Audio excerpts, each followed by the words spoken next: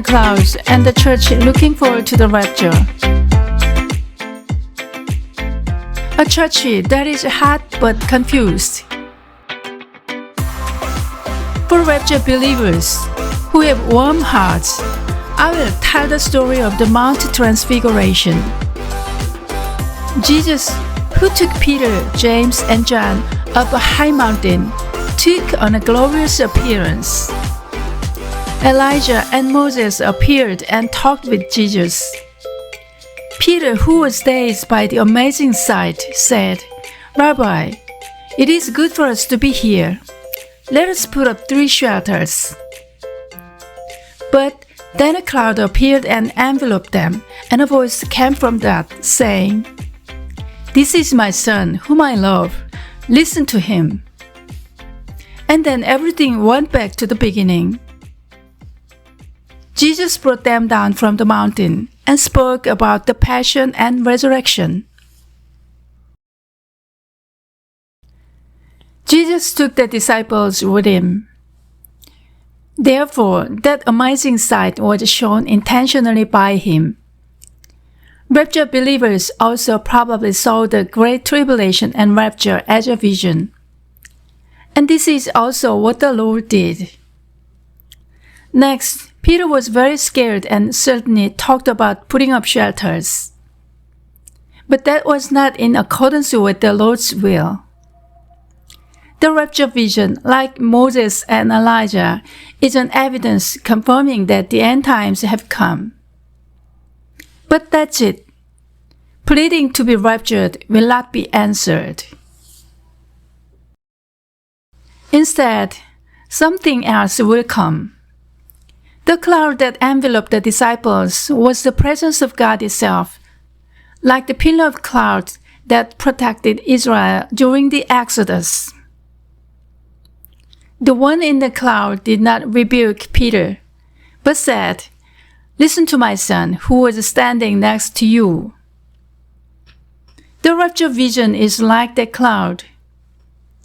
Therefore, those who have seen the vision must realize that Jesus is already standing next to them and must listen to what he says. Peter loved Jesus, and Jesus said to him, "Feed my sheep." He listened to him and devoted his life to his mission.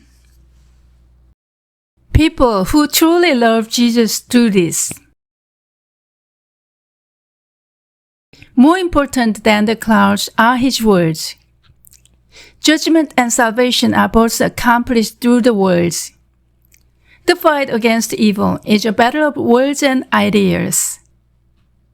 For the new heaven and new earth to come, countless people must participate in this battle. The name of the rider on a white horse is the Word of God, who will strike all nations with a sharp sword coming out of his mouth. The elect are those in whom his word is incarnated. The Lord wants rapture believers to stand here.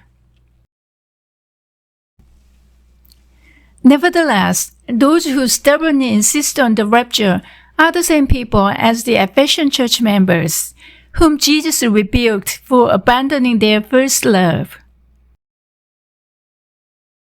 Which would be more joyful, being lifted up to heaven and meeting Jesus in the air, or rescuing someone who was suffering as if they had fallen into the lake of fire?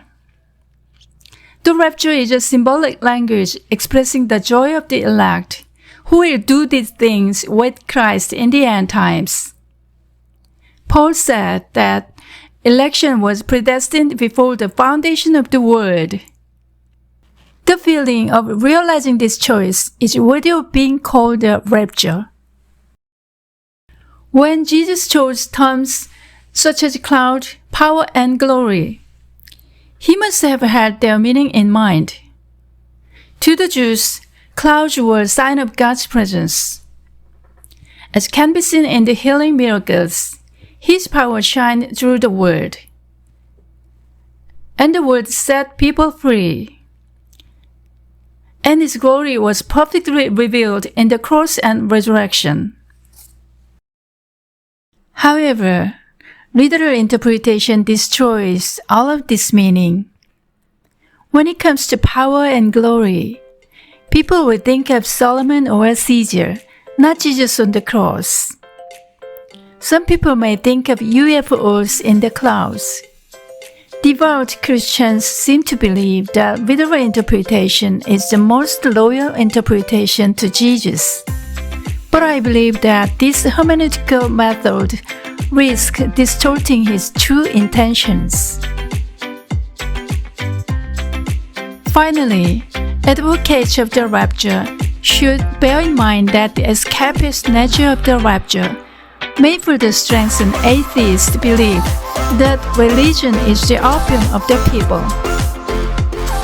This will make it difficult to fight against the opponents.